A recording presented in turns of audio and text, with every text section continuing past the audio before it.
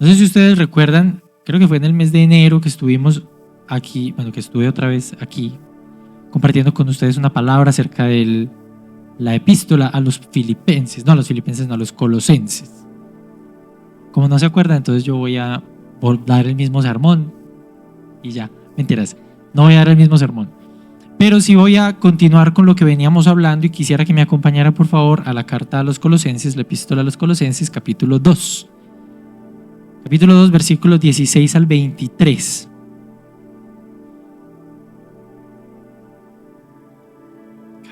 Colosenses 2, del 16 al 23.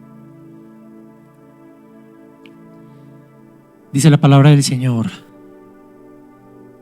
Por tanto, nadie os juzgue en comida o en bebida, o en cuanto a días de fiesta, luna nueva o días de reposo, todo lo cual es sombra de lo que ha de venir, pero el cuerpo es de Cristo. Nadie os prive de vuestro premio, afectando humildad y culto a los ángeles, entremetiéndose en lo que no ha visto, vanamente hinchado por su propia mente carnal, y no haciéndose de la cabeza, en virtud de quien todo el cuerpo, nutriéndose y uniéndose por todas las coyunturas y ligamentos, crece con el crecimiento que da Dios.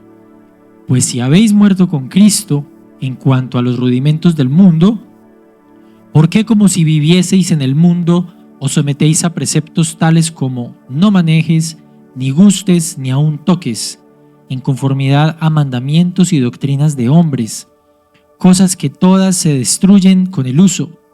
Tales cosas tienen a la verdad cierta reputación de sabiduría en culto voluntario, en humildad y en duro trato del cuerpo, pero no tienen valor alguno contra los apetitos de la carne. Vamos a meditar un poquito en esta sección que es como un poco como, ¿de qué me está hablando? ¿De qué me estás hablando, querido Pablo? Bueno, si nos devolvemos un poquito en el pasaje, resulta que previamente Pablo está hablándole a los hermanos en Colosas acerca de no prestar atención a filosofías y huecas sutilezas según las tradiciones de los hombres, conforme a los rudimentos del mundo y no según Cristo. Que son como un montón de cosas ahí que, bueno, ¿eso qué quiere decir? Bueno, está hablando número uno de filosofías. ¿Qué es una filosofía? ¿Quién me puede decir? A mí me gusta es interactuar, a mí no me gusta que ustedes se queden callados, porque se me duermen. Y yo sé que yo hago dormir a la gente, entonces, para que no se me duerman, dígame, ¿qué es una filosofía? Una forma de pensar, puede ser. Un argumento, ¿qué más? De a uno, no se me atiborren porque no puedo hablar. Cuando hablamos de filosofía, estamos hablando de un sistema de pensamiento, ¿sí o no? Hay muchos tipos de filosofía, cada cultura tiene una filosofía. De hecho, existe algo que se llama la filosofía cristiana, pero filosofía sencillamente significa el amor al conocimiento, o más bien el amor a la sabiduría. Pero no cualquier sabiduría, sino a la sabiduría como meditación. Entonces los grandes filósofos han sido las personas que han dedicado su vida a pensar. ¿A pensar en qué? A pensar en todo. En pensar en esta vida, a pensar en el futuro, a pensar en el mundo, a pensar en lo que está pasando. Hoy en día existen también muchos filósofos, etc. Luego nos dice, huecas sutilezas. Y estas dos cosas, las filosofías y las huecas sutilezas de las que nos está hablando aquí, son cosas que están basadas según las tradiciones de los hombres conforme a los rudimentos del mundo. Es decir, nos está hablando de que hay ciertas maneras de pensar, no solamente por allá elevadas en el mundo de la filosofía académica y todo esto en las grandes universidades, sino también en la forma en cómo el mundo piensa la vida. ¿Cómo es que nosotros pensamos la vida? ¿Cómo vemos el mundo? ¿Cómo vemos las relaciones? ¿Cómo vemos al ser humano? ¿Cómo nos vemos los unos a los otros? ¿Cómo valoramos nosotros la vida del otro? ¿Cómo pensamos acerca del pobre? ¿Cómo pensamos acerca de los niños? ¿Cómo pensamos acerca de todo? El mundo tiene unas maneras de pensar muy particulares, muchas formas de pensar al respecto. ¿Sí o no? Hay quienes están a favor del aborto, pero hay quienes no. Y no necesariamente son cristianos quienes no están a favor del aborto. Hay muchos que están a favor del matrimonio igualitario, otros que no. Hay otros que están a favor del libre mercado, otros que no, y así sucesivamente. Hay muchas formas de pensar.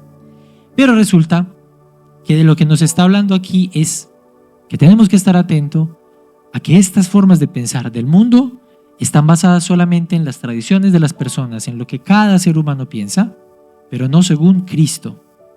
Y de eso es de lo que Pablo le está hablando a los colosenses, que hay que prestar atención. ¿Por qué? Porque estas ideas inevitablemente se estaban metiendo de manera muy sutil en la vida de la iglesia. ¿Y qué es lo que pasa cuando una idea que es contraria a Cristo se mete en la iglesia? Pues que el mensaje de Cristo se diluye, se permea. Entonces por ahí Jesús alguna vez les dijo a sus discípulos: cuídense de la levadura de los fariseos. ¿Cómo así? ¿Cómo así? ¿Eso qué quiere decir? Cuando él está hablando acerca de la levadura de los fariseos, está hablando de las doctrinas de los fariseos. No porque en sí todo lo que predicaban era malo, sino porque detrás de esa doctrina había unas intenciones perniciosas.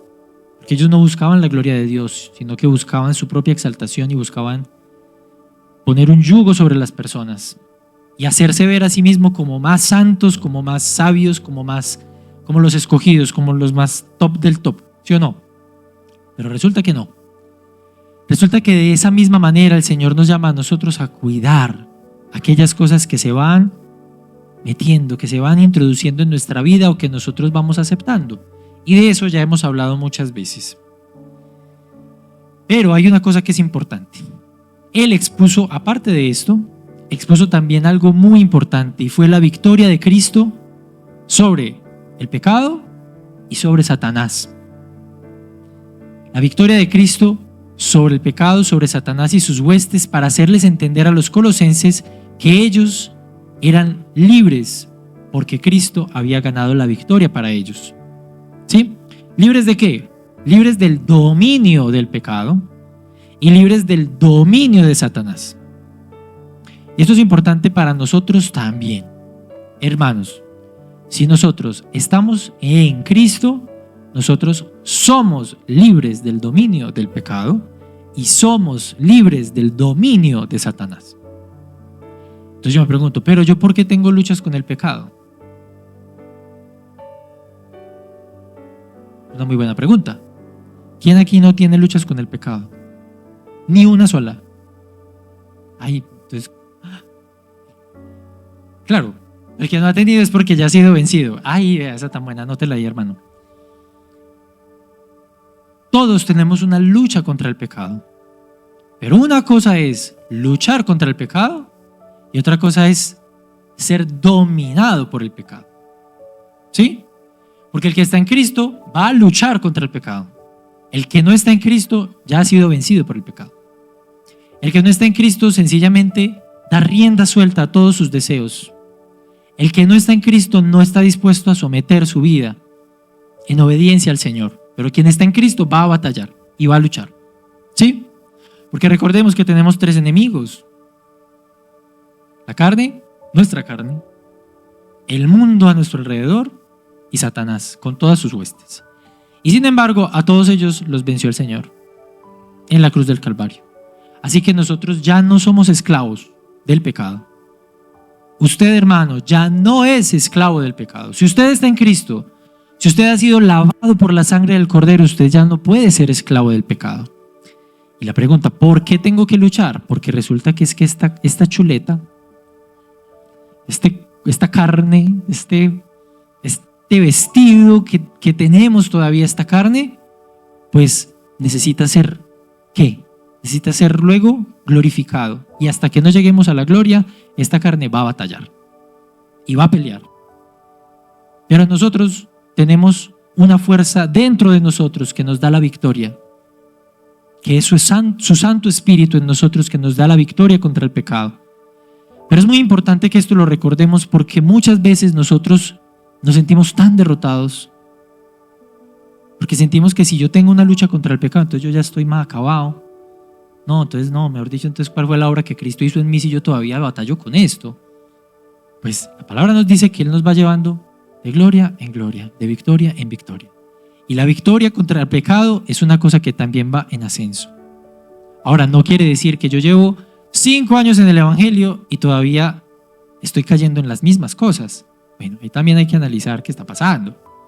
Pero no quiere decir que nosotros nunca vamos a tener batallas contra el pecado. Hasta el día que estemos en la gloria vamos a batallar. Pero hasta el día en que estemos en la gloria vamos también a tener victoria, porque Él es nuestra victoria. Amén. Eso es muy importante. Y también, recordemos, nuestro enemigo, Satanás, ya fue vencido. Sabemos que él sigue por ahí como una culebra, ¿sí o no? Metiéndose y haciendo y urdiendo y tratando de destruir a los escogidos. De hecho, la misma palabra dice que él va a querer inclusive a quienes han creído la palabra, sacarlos. Él es astuto. Y de sus astucias más grandes es hacernos creer y pensar a nosotros que Él no existe o que Él no opera o que Él no está todavía por ahí haciendo de las suyas. Él todavía está, pero Él ya fue vencido. Y Él será juzgado y será condenado. Pero ya Cristo venció sobre Él, así que hermano, usted no tiene que tener temor de Satanás. Vuelvo y se lo digo, y esto ya lo hemos dicho, pero hay que recordarlo. Es que a mí me da mucho miedo que a mí el diablo me atormente. No tiene que tener miedo de eso. Usted levántese en el poder del Señor. Usted confiese la palabra, crea la palabra y reconozca. Cristo ha vencido sobre todo principado y toda potestad y los exhibió públicamente triunfando sobre ellos en la cruz del Calvario. Así que no hay ninguna autoridad del enemigo que pueda levantarse en contra suya. Eso es algo que debemos recordar vez tras vez, vez tras vez, vez tras vez. No lo olvidemos. Segundo, Él nos está hablando aquí acerca de unas cuestiones que tienen que ver con comida o con bebida. Voy a volverlo a leer. Dice: por tanto, nadie os juzgue en comida o en bebida. Este ya es versículo 16 de Colosenses 2. O en cuanto a días de fiesta, luna nueva o días de reposo. Todo lo cual es sombra de lo que ha de venir, pero el cuerpo es de Cristo. Lo que tiene que ver con comida o con bebida en cuanto a días de fiesta, luna nueva y días de reposo, nos habla acerca de algunos rituales que habían sido impuestos en la ley de Moisés para el pueblo de Israel. Y esto es interesante porque en este momento la iglesia de Colosas, como casi toda la región donde ellos vivían, habían también judíos. Recordemos que Colosas pues es otra región diferente a la región de Judea, ¿sí o no? Ellos eran gentiles. Como gentiles no eran judíos. Entonces ellos no tenían las tradiciones de los judíos, no tenían otras tradiciones religiosas muy diferentes. Pero esta cuestión de las dietas judías, de guardarse en ciertas bebidas, de guardarse acerca de los días de fiesta, días de reposo, las lunas nuevas y todo esto, eran cosas que estaban muy específicamente dichas en la ley de Moisés. Pero resulta que a esta iglesia habían llegado también algunas personas a decirles a los hermanos de Colosas que ellos también tenían que guardar esas cosas para poder tener una relación con Dios, una relación directa y buena con Dios. Entonces Pablo le está diciendo, no, ¿qué es eso? Les está diciendo, nadie los juzgue a ustedes respecto a estas cosas como cosas necesarias para la redención. Yo no sé si usted se ha encontrado alguna vez con alguna persona que se hace llamar cristiana, pero que le dice a usted, pero es que usted no puede comer esto y esto. No sé. Yo sí me he encontrado con alguno. Es que el sábado hay que guardarlo. ¿Sí o no? De hecho, hay por ahí una secta que son del séptimo día. No digo lo demás. Porque ellos dicen que hay que guardar el día de reposo. Y cosas por el estilo. Hay quienes dicen, no, es que no se puede comer cerdo. No se puede comer cerdo porque es que el Antiguo Testamento dice que no se puede. Y es verdad, el Antiguo Testamento dice que no se puede. Y también dice, no es que no se puede comer mariscos, porque es que en el Pentateuco dice que eso, mejor dicho, es abominación, que esto es inmundo. Y es verdad que dice eso. Sin embargo, recordemos que Pedro cuando estaba orando por allá un día. Una vez alguien contaba, no, mientras la esposa la estaba preparando hay unas arepitas, él se fue al segundo piso a orar y viene una visión donde Dios le dijo, mata y come y no llames inmundo a lo que yo he santificado, ¿no? Jesús también en algún momento hizo puros todos los alimentos, porque dijo, es que lo que contamina al hombre no es lo que entra al hombre, sino lo que sale del hombre. En esa medida, mis hermanos, no hay ningún alimento que sea impuro. Ninguno. Sin embargo, el llamado de atención de Pablo es este. Si alguien, por alguna razón, quiere guardar esas tradiciones, déjelo. Déjelo. Pero si esta persona que guarda las tradiciones va a venir aquí a juzgar a los demás que no los guardan como algo que está, mejor dicho, cuidado, porque de eso no se trata. Porque la salvación no es por esto.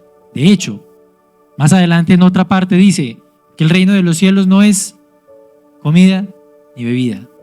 Es que estar en el reino de los cielos no tiene nada que ver con lo que usted come o no come. Ahora, estamos hablando en cuestiones rituales, ¿sí o no? No estoy hablando aquí de la hamburguesa, de las papitas, no me refiero a eso. En cuestiones de ritual, si usted guarda este tipo de cosas, ese no es el reino de los cielos. El ayuno es diferente.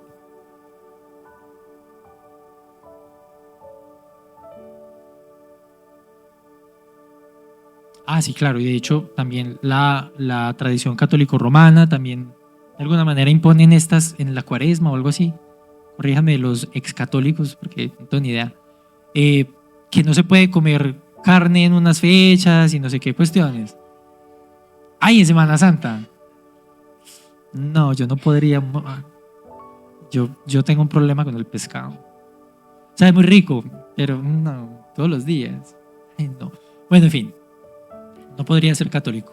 Entonces, el asunto es que para los gentiles no estaba impuesta esta norma. De hecho, vamos a leer por favor Hechos 15 del 19 al 20, que estamos en el Concilio de Jerusalén.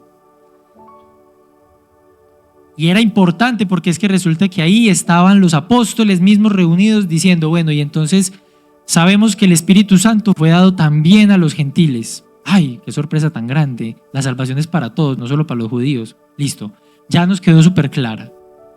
Pero, ¿qué vamos a hacer? ¿Cómo les vamos a enseñar? Porque es que estamos viendo que ellos tienen un montón de tradiciones y un montón de unas cuestiones culturales que son muy ajenas a las nuestras.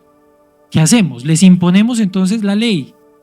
Que guarden la ley así como nosotros como judíos, porque recordemos, los apóstoles eran judíos. Y como judíos ellos guardaban la ley, ellos guardaban el sábado, ellos guardaban esas cosas, pero porque eran judíos. Usted y yo no somos judíos. Y en esa medida no estamos obligados a guardar esas cosas. Sin embargo, creo que fue Santiago quien muy sabiamente viene y dice, Hechos 15, 19 al 20, por lo cual yo juzgo que no se inquiete a los gentiles que se convierten a Dios, sino que se les escriba que se abstengan de la contaminación de los ídolos, de fornicación, de ahogado y de sangre. Son las únicas restricciones, digamos, en cuanto a los procedimientos, no sé cómo decir esto,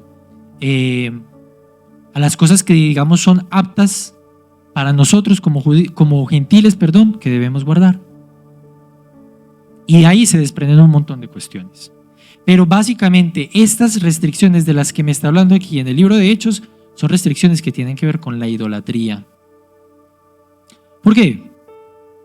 Porque me habla de la contaminación de los ídolos y de la fornicación, que por ejemplo, gran parte de la cultura greco-romana tenía muchos rituales sagrados donde había prostitución sagrada en sus templos.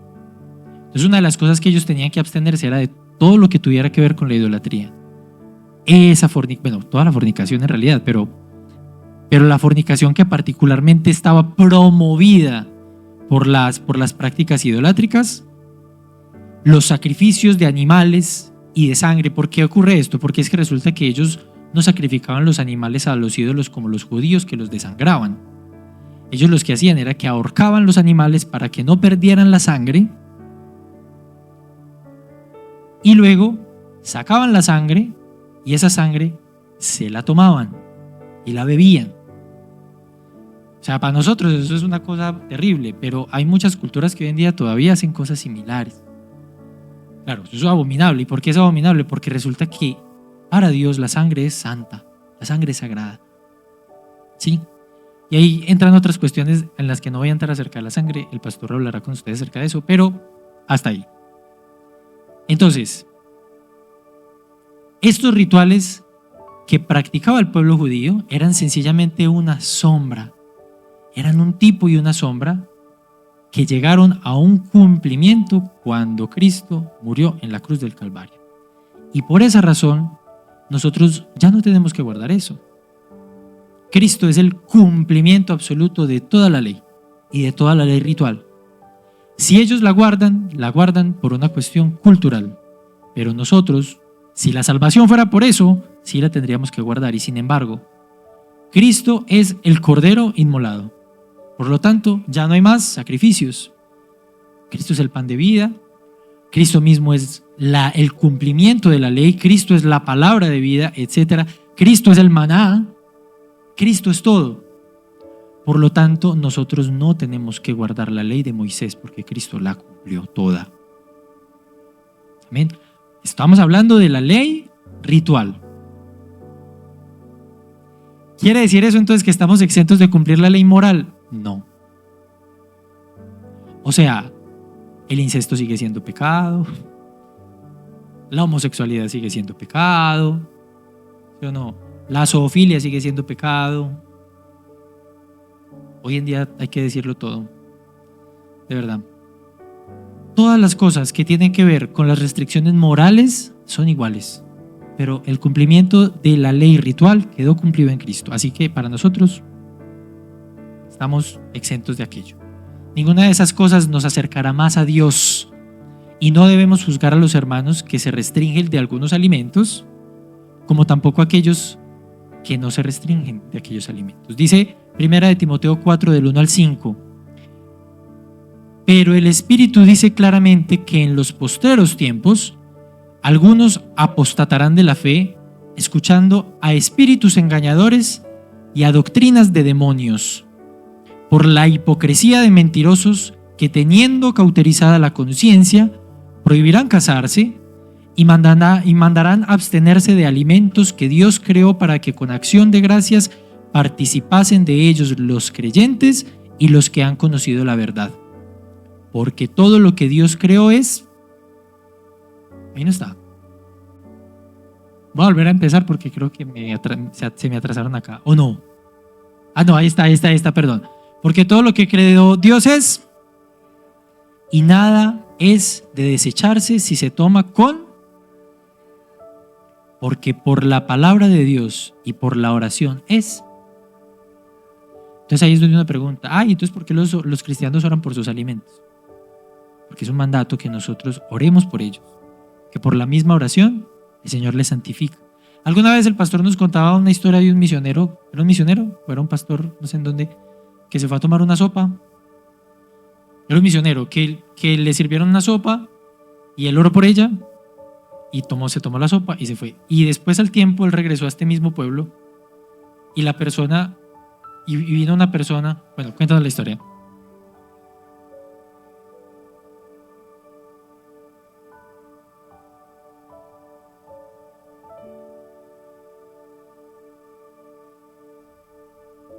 Para que envenenara al misionero.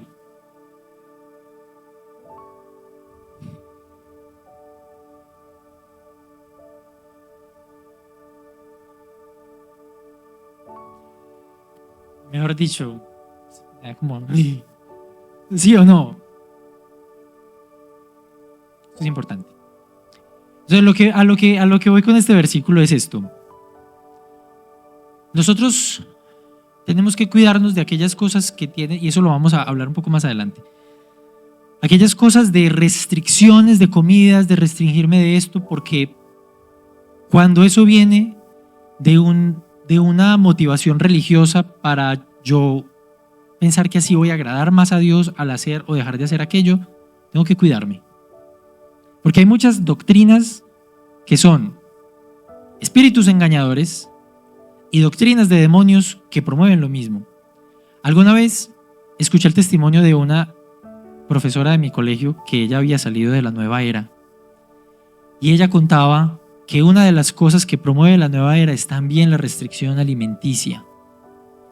El budismo, el hinduismo y muchas religiones orientales promueven la abstinencia de alimentos para poder alcanzar ciertos estados espirituales superiores.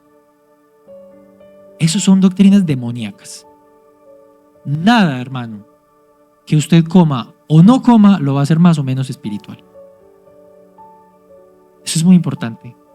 No se deje engañar por ese tipo de cosas. Eso es importante que no permitamos. Y que además, quienes hacen eso son los hipócritas. Dice, por la hipocresía de mentirosos que teniendo cauterizada la conciencia, hacen prohibiciones. Y muchas veces también dentro de la iglesia se va introduciendo una forma de legalismo, unas formas de legalismo que van poniendo ciertas prohibiciones de manera muy tajante, como si fueran ley de Dios cuando no lo son. ¿Y qué es lo que hay dentro de eso? Hay gente que lo que está haciendo es envanecerse a sí mismo para hacerse ver más espiritual, cuando realmente ese tipo de cosas no tienen ninguna, como dice más adelante, que lo vamos a ver, no tienen ningún valor contra los apetitos de la carne. Pablo expone el peligro de una herejía muy tremenda que estaba ingresando a la iglesia. Y era la cuestión de una mezcla de misticismo, legalismo judío y culto a los ángeles. Resulta que habían unas personas que estaban empezando a creer que porque nosotros somos seres humanos y somos tan imperfectos y tan pecadores y tan corruptos, no podemos tener un acceso directo a Dios. ¿Qué necesitamos? Para poder entrar en contacto con Dios necesitamos contacto con otros seres más cercanos a Dios que nos ayuden a que nuestras oraciones vayan a Él. ¿A usted qué le suena? Esos son los ángeles, claro. No estaba hablando de otra cosa, estamos hablando de los ángeles, pero también nos suena a otra cosa, ¿cierto? ¿Qué pasa? Ellos pensaban, como Dios está tan lejos, pues los ángeles son como unos mediadores, como que están más cerquita. Entonces más bien le oramos a los ángeles para que los ángeles lleven nuestras oraciones a Dios. Y esto se conoce como una especie de proto-gnosticismo. Es decir, ya en esta época la herejía es gnosticismo. Es el principio del gnosticismo. Porque para ellos todo lo que fuera del ser humano es corrupto, ¿sí o no? Todo lo que fuera físico, lo único que era bueno era lo espiritual. Nosotros tenemos que cuidarnos de esa herejía. Porque las personas que dicen, no, es que todo lo terrenal, todo lo que hay acá, todo esto es... De hecho, había una doctrina, que no recuerdo, pastor, si era el mismo gnosticismo o era el zoroastrismo, que decía que inclusive habían dos dioses, un dios bueno y un dios malo, y que el dios malo era el que había creado todo lo material y el dios bueno era el que había creado todo lo espiritual, y que por eso, para escapar de esta corrupción de lo material, había que lograr trascender a lo espiritual. Ese era el zoroastrismo. Ese tipo de cosas nosotros no podemos aceptarlas. Si alguna vez usted ha pensado, no, es que mejor dicho, todo lo de esta tierra es perverso, o sea, me refiero a las cosas materiales, a esa forma de ascetismo. ¿Ustedes saben qué es el ascetismo? Los ascetas son personas que se apartan de todo lo mundano, de todo lo carnal, mejor dicho, que no ven ni televisión, ni leen prensa, ni tienen celular, ni nada, porque todo eso es un instrumento del diablo, y mejor dicho, se van para una cueva y por allá. De hecho, el surgimiento de los monasterios viene de un pensamiento así, que la única forma de poder mortificar la carne es alejándome de todo lo que me pueda a mí tentar. ¿Sí o no? Y yo me puedo poner todos los límites que yo quiera contra el pecado, pero es que Jesús mismo lo dijo. Lo que contamina al hombre no es lo de afuera. Así que es que yo no me puedo escapar del pecado poniéndome restricciones afuera. Esto es absurdo. Es no entender el pensamiento de Cristo. No entender la obra de Cristo. El Señor no nos ha llamado a nosotros a ser unos ascetas, a irnos por allá a vivir a una finca, lejos de todo, sin celular, sin comunicación, dejarnos crecer la barba, no bañarnos, porque este cuerpo, como es corruptible, como esto es terrenal, entonces esto que se muera y que se pudra, porque lo importante es el espíritu. No.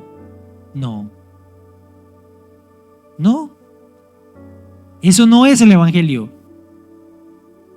Eso, entre otras cosas, es más carnal. ¿Por qué? Porque es el esfuerzo humano queriendo agradar a Dios con un montón de cosas que Dios no nos ha pedido. Y que es importante que nosotros también reflexionemos un poco acerca de esto.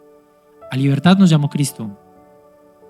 No para que nosotros tomemos la libertad como libertinaje para dar rienda a nuestro pecado, sino para que sepamos que Él es quien nos libra del dominio del pecado, por su Espíritu en nosotros, quien nos capacita para triunfar.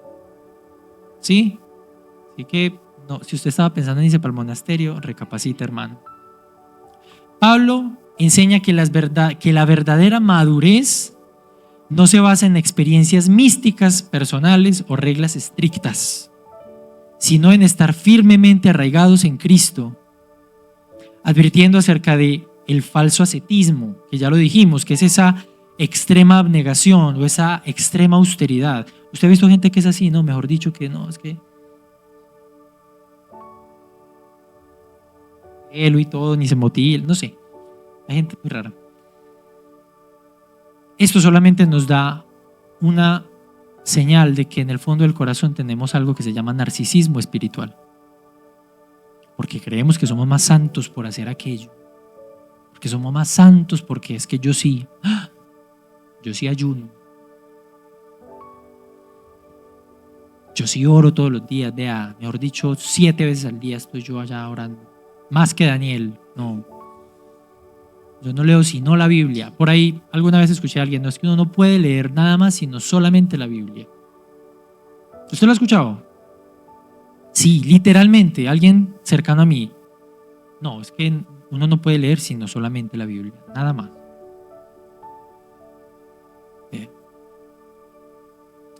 Versículo 20 al 23, nuevamente de Colosenses 2. Ay, ya se me fue el tiempo, qué pena. Pues si habéis muerto con Cristo en cuanto a los rudimentos del mundo, ¿por qué como si vivieseis en el mundo os sometéis a preceptos tales como no manejes, no gustes ni aun toques, en conformidad a mandamientos y doctrinas de hombres, cosas que todas se destruyen con el uso? Tales cosas tienen a la verdad cierta reputación de sabiduría, en culto voluntario, en humildad y en duro trato del cuerpo, pero no tienen valor alguno contra los apetitos de la carne. Es muy interesante porque el legalismo siempre nos va a hablar de lo que no se puede hacer, no de lo que sí debemos hacer. El legalismo siempre te va a decir esto, no. Y eso tampoco. No, nada. Y te va a poner un montón de restricciones aquí, como un robot. Casi que hasta reírse termina siendo pecado.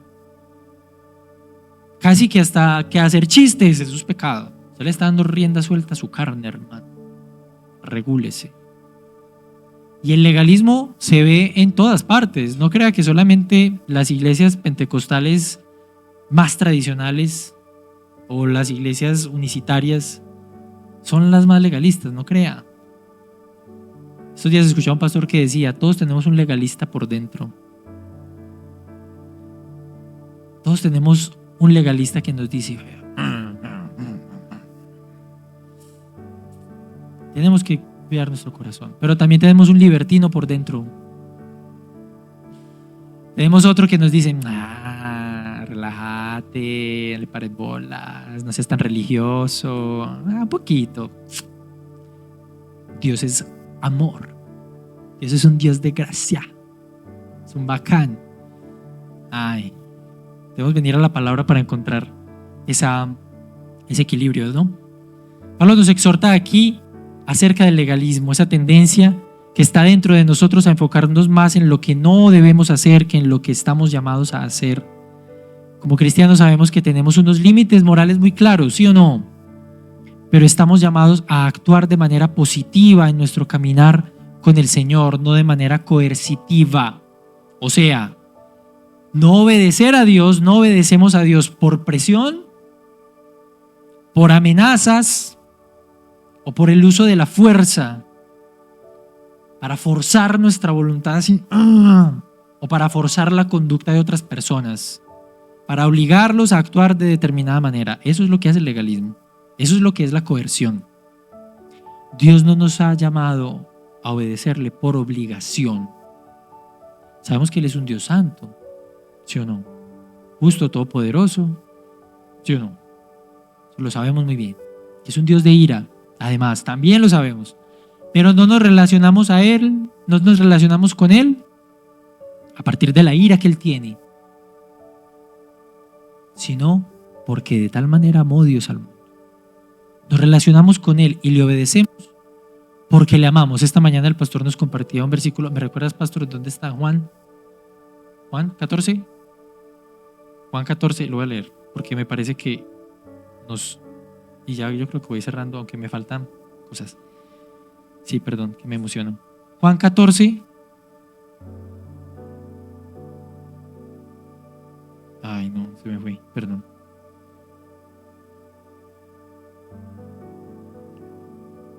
Juan, ¿dónde estás? Juan 16. Ay, perdón, Juan 14. La de papel no me haría esto. Juan 14.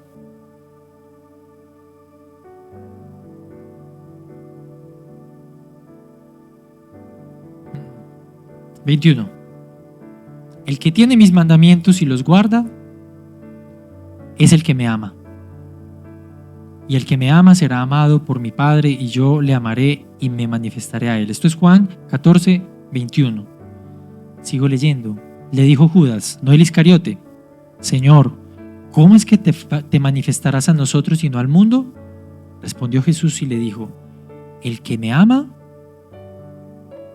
mi palabra guardará, y mi Padre le amará, y vendremos a él y haremos morada con él. El que no me ama no guarda mis palabras, y la palabra que habéis oído no es mía, sino del Padre que me envió. ¿Cómo sabemos nosotros que nos relacionamos con Jesús de manera correcta?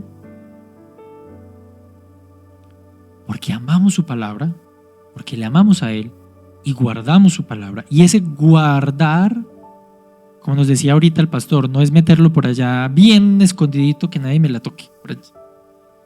El guardarla es guardarla aquí, para ponerla por obra, es decir, es guardarla en mi corazón para yo obedecerla y caminar por ella. Ahí no hay legalismo que valga, porque a mí nadie me puede obligar a obedecer al Señor de corazón. Soy yo quien determina en mi corazón amarle y obedecerle. Pero le amamos ¿cómo es que dice? Nosotros no le amamos a Él primero. Él fue quien nos amó a nosotros primero y por esa razón le amamos. El Señor nos llama a nosotros a relacionarnos con Él en una forma amorosa, a obedecerle de forma amorosa. Yo le pregunto, ¿cuántas veces para usted el obedecer al Señor se ha vuelto una carga pesada? Yo creo que voy a parar ahí. Todavía tengo un poquito más, pero ya, se acabó el tiempo. ¿Cuántas veces para usted el obedecer al Señor se ha convertido en una carga pesada? Yo le puedo decir que para mí muchas veces. Porque yo tengo esta. ¿Sí o no? Y resulta que es que esta no quiere someterse al Señor. Pero yo sé que el Señor me llama a amarle. Y Él me dice, mi yugo es fácil, mi carga es ligera, ¿cierto? Los mandamientos del Señor no son gravosos. ¿Qué quiere decir eso? Eso no cuesta. Cuando usted está bien enamorado, ¿quién aquí estaba enamorado? Levante la mano. A ver si puedo hablar con... Ay, tan poquitos, ¿cómo así? Ay, no, pastor, venga, tenemos que orar por esta iglesia, hermano, porque... ¿Quién ha estado enamorado? No, de verdad, ¿quién ha estado enamorado alguna vez? Puede que hoy en día ya no, yo no estoy diciendo que hoy en día, pero algo enamorado. Y si no, ahorita también oramos para que se enamore otra vez. Cuando uno está enamorado, a mí mi esposa con Hermes me decía, ay, va a venir, yo de una. Eso no hay cansancio, eso no hay nada, mejor dicho, ay, es que tengo ganas de tal cosa, voy. Ay, es que tengo sed, voy. ¿De qué le traigo? ¿Qué sabor? ¿Grande? ¿Pequeña? ¿Cuál quiere? ¿Qué le gusta? ¿Qué le doy? ¿Qué le hago? Ay, es que me gustan mucho las pastas. Pastas todos los días comemos si quiere. ¿Sí o no? ¿Por qué? Porque el deseo de la persona que uno ama se vuelve como un mandamiento para uno. ¿Sí saben para dónde voy? Yo amo a Jesús. Porque sus mandamientos no me son gravosos. Porque es que yo lo amo. Entonces a mí no me tiene que obligar a nada, porque es que yo lo amo.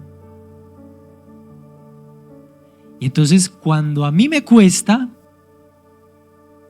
y estamos mi esposa y yo en una cuestioncita, y resulta que ella me dice, ay, tengo unas ganas de tal cosa, y yo, sí, no hay plata. ¿Qué pasó acá?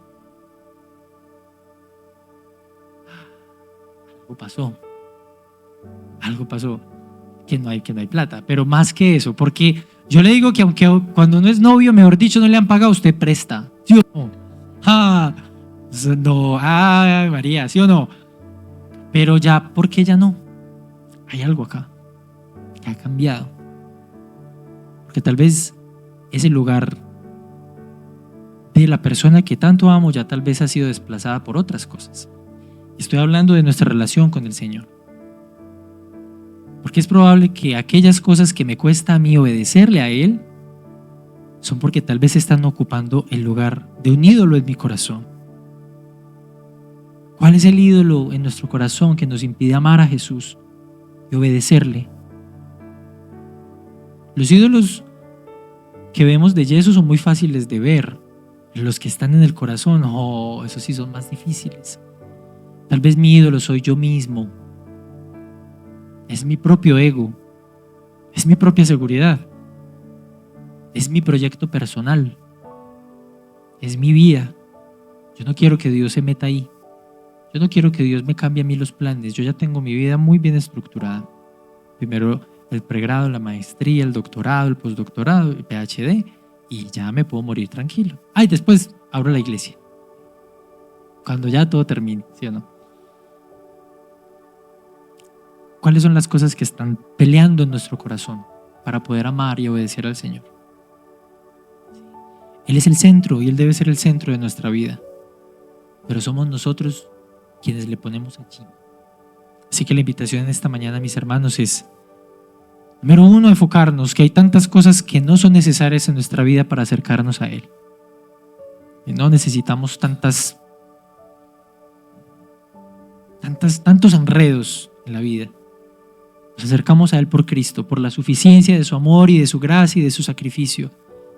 Pero también estamos llamados a obedecerle, no por coerción, no por obligación, sino por amor. Que nos podamos acercar a Él en amor esta semana y que podamos realmente determinar obedecerle a Él en esas áreas que tal vez están todavía ahí como peleando en mi corazón. No más. Determina hoy en tu corazón obedecer al Señor. Determina hoy en tu corazón obedecer al Señor. Amén. Vamos a orar.